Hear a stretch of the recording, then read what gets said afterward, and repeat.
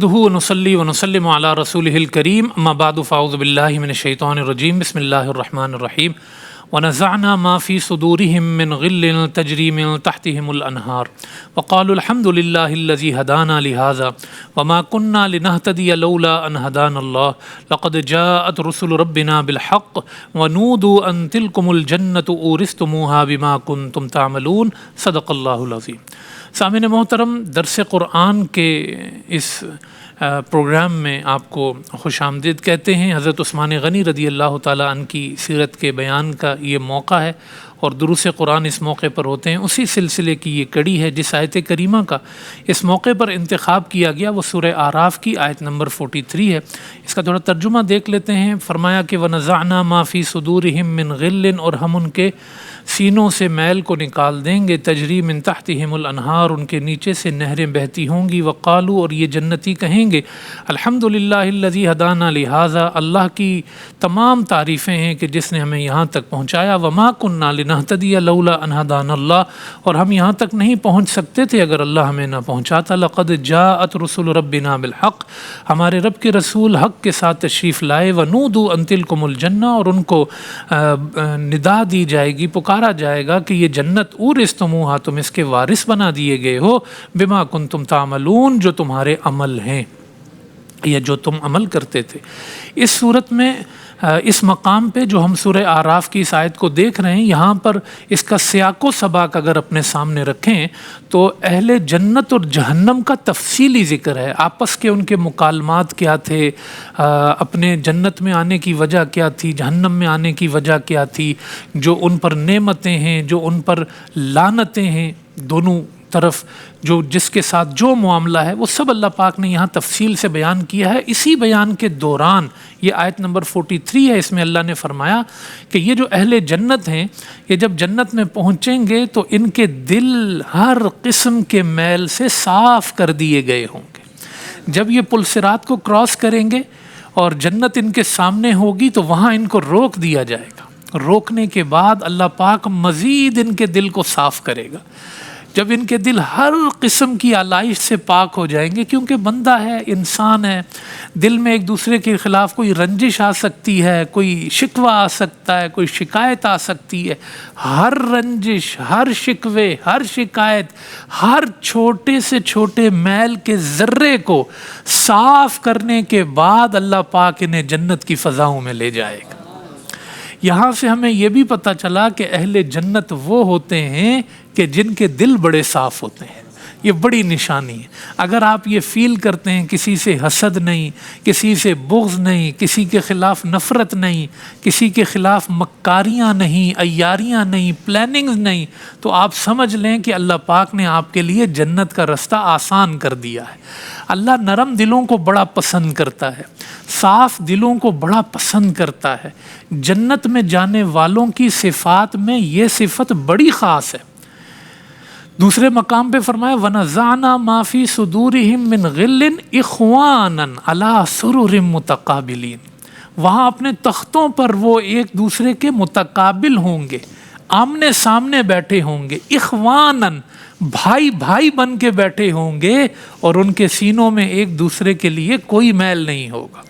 दुनिया में वो ये दुआ करते रहते हैं, रब्बना इग़फ़िर लना वली इख़्वानिना अल्लज़ीना सबक़ूना बिल ईमान, और फिर फरमाया वला तजअल फ़ी क़ुलूबिना ग़िल्लन, वही ग़िल का ज़िक्र है। दुआ करते हैं, या अल्लाह हमारे जो भाई गुज़र गए ना, उनकी तो बख्शिश फरमा देना, और जो हमारे साथ हैं उनके लिए हमारे दिल से हर किस्म का मैल निकाल देना। ये होती है अहले ईमान की शान, कि आईने की तरह साफ़ दिल उनका होता है।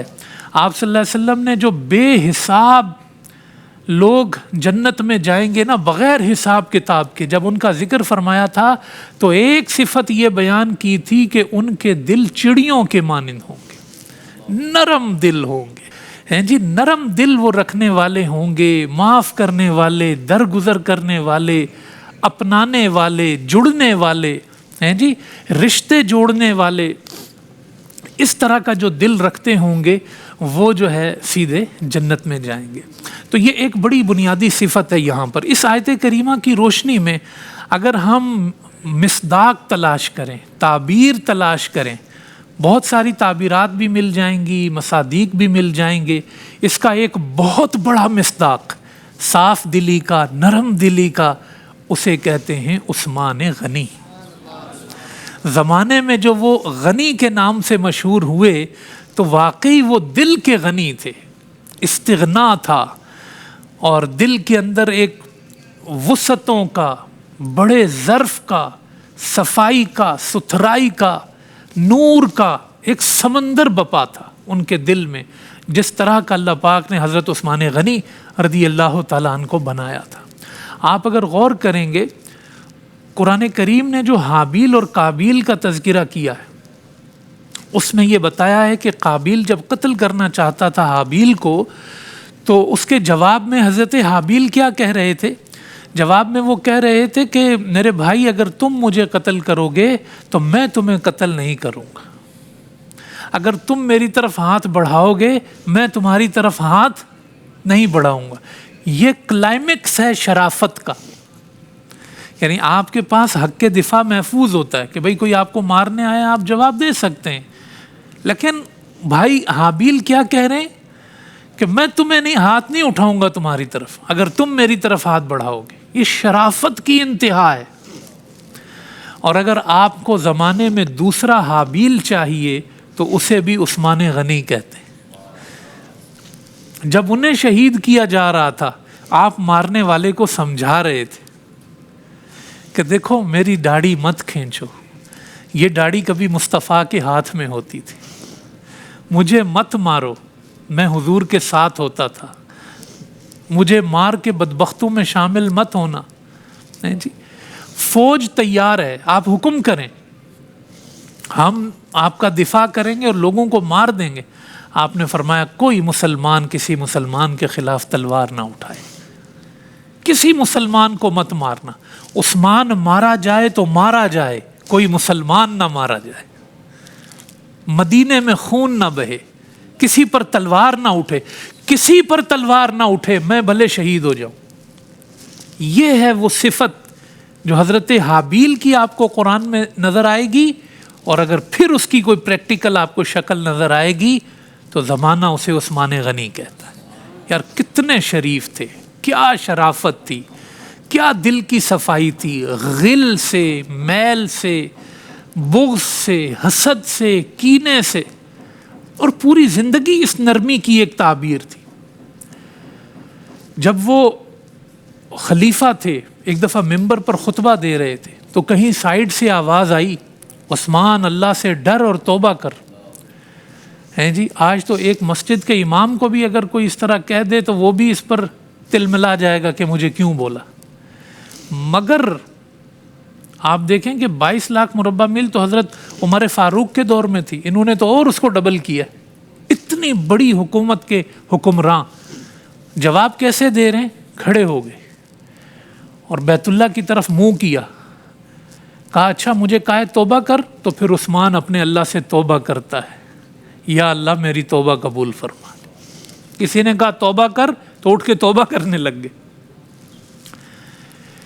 لوگوں کے قرضے معاف کرنا، کسی کا قرضہ اتار دینا، اپنے رشتہ داروں کو نوازنا، سب سے بڑی چیز یہی ہوتی ہے نا کہ آپس کی جو شراکتیں ہوتی ہیں، شریک ہوتے ہیں، وہ لڑ پڑتے ہیں۔ اتنے صاف دل تھے کہ اپنے ہر رشتہ دار کو نوازتے تھے، اپنے رشتہ داروں کو لکھ پتی بنا دیتے تھے، اور اگر کبھی کوئی کسی کا بڑا سے بڑا قرض ہوتا محسوس کرتے کہ نہیں دے پائے گا، معاف کر دیتے۔ ایک رشتہ دار آئے اور کہا کہ 1 لاکھ آپ سے درہم لیے تھے میں نے، وہ واپس کرنے آیا ہوں۔ کہنے لگے بھائی قرض واپس کرنے بھی کوئی آ جائے تو بڑی بات ہے، چلو یہ تمہاری مروت کا صلہ ہے، میں نے جاؤ معاف کیا۔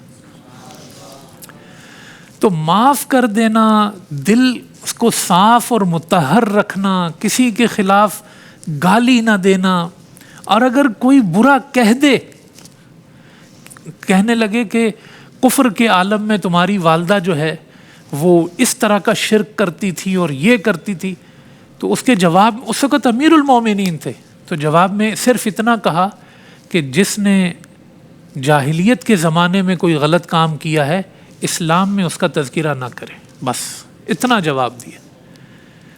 تو صاف ستھرا جواب دیتے تھے، دل جو ہے وہ حیا سے بھرا ہوا ہوتا تھا، آنکھیں حیا سے بھری ہوئی ہوتی تھیں، طبیعت کے اندر ایک نرمی کا جو سمندر ہے وہ ہمیشہ موجزن رہتا تھا۔ رات میں اٹھتے تھے نماز پڑھنے کے لیے، تہجد پڑھنے کے لیے، تو ملازم کو نہیں اٹھاتے تھے، اور اگر وہ کہتا کہ میں خدمت، کہتے نہیں، تم آرام کرو، میں اپنا لوٹا خود لے لوں گا، پانی خود لے لوں گا، وضو خود کر لوں گا۔ یعنی ہزاروں ان کے اپنے ذاتی ملازم تھے جو ان کے ارد گرد رہ سکتے تھے یا ہوتے تھے، لیکن آپ یہ بھی پسند نہیں کرتے تھے کہ کسی سے رات کے وقت کسی کی نیند میں کوئی خلل آ جائے، کسی کو اتنی سی بھی تکلیف پہنچے، یہ بھی برداشت نہیں کرتے تھے۔ تو یہ جو ایک مزاج ہے صاف دلی کا، یہ جو ایک مزاج ہے کہ آپ کبھی بھی کسی کے خلاف پلان نہ کریں، کسی کے خلاف کوئی نفرت کا ماحول نہ بنائیں، کسی کے خلاف آپ بغض کا ماحول نہ بنائیں۔ اگر آپ پوچھتے ہیں کہ یہ کس کا طریقہ ہے تو سن لو، یہ مصطفیٰ کا طریقہ ہے، یہ ابو بکر صدیق کا طریقہ ہے، یہ عمر فاروق کا طریقہ ہے، یہ عثمان غنی کا طریقہ ہے، یہ حیدر کرار کا طریقہ ہے۔ اور یہ دیکھیں وَنَزَعْنَا مَا فِي صُدُورِهِم مِّن غِلٍّ، اللہ کہتا ہے دل کے میل نکال کے جنت میں بھیجوں گا۔ اگر صحابہ کرام کے درمیان بھی کہیں کوئی رنجش پیدا ہوئی ہے، آپس میں کہیں دو گروہ بن گئے ہیں، آپس میں مسلمانوں میں ہی صحابہ کرام میں، ویسے تو وہ رحماء بینہم کا مصداق تھے، قرآن کہتا ہے والذین معہ اشداء علی الکفار، وہ ایک دوسرے پر شدید نہیں تھے، نفرت نہیں کرتے تھے، کافروں پر شدید تھے۔ رحماء بینہم، یہ قرآن کی گواہی ہے، یہ قرآن کی دی ہوئی شہادت ہے، رحماء بینہم، کہ صحابہ آپس میں رحم دل تھے۔ کون ہے جو اس سے انکار کر سکے؟ کون ہے جو یہ کہے کہ ہر وقت وہ بغض سے بھرے تھے، نفرت سے بھرے تھے، دشمنی سے بھرے تھے، لڑائی سے بھرے تھے؟ کون ہے جو رحماء بینہم کو انکار کر سکے؟ لیکن انسان تھے، اگر کبھی کسی موقع پر کوئی غلطی ہو گئی، ہو جاتی ہے، انسان ہے، معصوم تو نہیں ہے۔ احد کے موقع پر حضور نے کہا تھا یہ درہ نہیں چھوڑنا، چھوٹ گیا، قرآن نے معافی کا اعلان کر دیا۔ اور اگر کبھی کوئی رنجش آپس میں پیدا ہو گئی، کوئی دو گروہ بن گئے، یا کسی اسی حال میں وہ دنیا سے گئے، تو پھر آپ کہیں گے کہ بھئی رنجش دل میں رہی اور گئے، تو پھر سنیے سورہ اعراف کی آیت نمبر 43، فرمایا تم کیوں پریشان ہوتے ہو اگر ان میں کوئی رنجش پیدا ہو گئی؟ تم کیوں اس بنیاد پر گروپ بناتے اور ان کے خلاف باتیں کرتے ہو؟ یہ ان کے رب کا کام ہے۔ وَنَزَعْنَا مَا فِي صُدُورِهِم مِّن غِلٍّ، ہم ان کے دل کینوں سے پاک کر کے، رنجشوں سے پاک کر کے، صاف کر کے ہم سب کو جنت میں داخل کریں گے۔ تو مصطفیٰ کے سارے صحابہ جنتی ہیں۔ وَكُلًّا وَعَدَ اللَّهُ الْحُسْنَى، آپ کہیں گے سارے کیسے جنتی ہیں؟ رنجش تھی، کہیں کسی کے دل میں کچھ تھا، اگر تھا بھی تو پھر آؤ قرآن آدھا نہ پڑھو، پورا پڑھو، آیتیں پوری پڑھو۔ اگر تیرے دل سے رنجشیں پل صراط پر صاف کر کے اللہ تجھے جنت میں بھیجے گا، تو کیا صحابہ کرام میں اگر کوئی ایسا تھا تو اس کے لیے یہ انتظام نہیں ہوگا؟ یہ انتظام ہوگا۔ تو اس لیے جو ہے وہ اس آیت کریمہ کو ہم اپنے سامنے رکھیں تو عقائد کے بہت سارے باب ہمارے سامنے عیاں ہوتے ہیں۔ اس آیت کو ہم اپنے سامنے رکھیں تو شرافت کا ایک معیار اور بلندی، جس کی مثالیں میں نے سیرت عثمان غنی سے پیش کی، وہ ہمارے سامنے آتا ہے۔ اور اسی طرح ہماری پریکٹیکل لائف میں آج جو ماحول بنا ہوا ہے، ہم کسی آفس میں کام کرتے ہیں، کہیں جوائنٹ فیملی میں رہتے ہیں، کہیں اجتماعی ماحول سے جڑتے ہیں، ایک فلیٹ سسٹم، اربن سسٹم میں ہم رہ رہے ہیں، ایک بلڈنگ ہے، کئی فلیٹس اس کے اندر ہوتے ہیں، ہمارے پڑوس کے معاملات ہوتے ہیں، صاحب جنب جس کو قرآن نے کہا ہے، کوئی کلیگ ہوتا ہے ہمارا، کوئی دوست ہوتا ہے ہمارا. ہم ایک اجتماعی دنیا میں رہ رہے ہیں اب. پہلے مختلف قبیلے ہوتے تھے، اتنی اجتماعیت نہیں تھی جتنی اجتماعیت میں آج. ہم پر یہ ذمہ داری ہے کہ ہم اگر اپنے دلوں کو صاف کر لیں، مطہر کر لیں، پاکیزہ کر لیں، عثمان غنی کی سیرت پر چل جائیں، شرافت پیدا ہو جائے، دلوں سے لوگوں کے بغض نکل جائیں، حسد اور کینے نکل جائیں، سامنے والے نے یہ کر دیا میں یہ کر دوں گا، یہ چیزیں نکل جائیں، تو پھر اللہ پاک اس معاشرے کو جنتی معاشرہ بنا دے گا. تو اپنی نمازوں پہ بھروسہ کر کے لوگوں کی عزتیں نہ اچھالو، اپنے صدقے زکاتیں دیکھتے ہوئے لوگوں کو تکلیفیں مت دو. اگر تم اللہ کی عبادت کر رہے ہو تو کسی پر احسان نہیں کر رہے. اللہ کے بندوں سے جڑو. جو اللہ کے بندوں سے جڑ جاتا ہے پھر اس کی نمازیں بھی ہو جاتی ہیں، اس کی زکاتیں بھی ہو جاتی ہیں. جو اللہ کے بندوں سے نفرتیں کرتا ہے اس کی نمازیں بھی پھنس جائیں گی، اس کی زکاتیں بھی پھنس جائیں گی. اللہ پاک سے دعا ہے کہ وہ اس آیت کریمہ کا ہمیں بھی مصداق بننے کی اللہ پاک توفیق نصیب فرمائے. سیرت عثمان کو ہم نے یہاں پر بیان کیا ہے. اس مناسبت سے اگر کسی کے ذہن میں کوئی سوال ہو تو وہ یقیناً کر سکتا ہے. السلام علیکم ورحمۃ اللہ وبرکاتہ. وعلیکم السلام ورحمۃ اللہ. حضرت یہ ارشاد فرمائیے گا کہ اصحاب اعراف سے کیا مراد ہے اور ان میں کون کون سے لوگ شامل ہیں؟ سورہ اعراف کا چونکہ ہم نے ذکر کیا تھا تو آپ نے بڑا اچھا سوال کیا اس پہ. خلاصہ بس یہ ہے کہ مفسرین نے لکھا کہ وہ لوگ کہ جن کے نیک اعمال اور برے اعمال برابر ہو جائیں گے تو وہ درمیان میں رک جائیں گے اور بالآخر ان کا فیصلہ اہل جنت کے ساتھ ہی ہوگا. لیکن یہ اللہ پاک نے اس طرف اشارہ کر دیا ہے کہ تم اس فکر میں یا اس غفلت میں پڑے ہو کہ اگر نیکیاں بہت کم بھی ہوئیں، گناہ بہت زیادہ بھی ہوئے تو بھی کوئی مسئلہ نہیں ہے، اگر برابر بھی ہوئے تو پھنس جاؤ گے.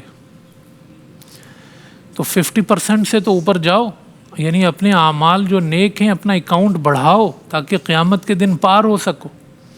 اور ایک اور بات بڑی دلچسپ اصحاب اعراف کے حوالے سے ذکر کی گئی ہے کہ وہ بندہ جو نمازیں پڑھتا ہوگا، سارے نیک اعمال کرتا ہوگا، بغیر ماں باپ سے پوچھے وہ جہاد پہ چلا جائے گا، اللہ پاک قیامت کے دن اس کو بھی لٹکا دے گا.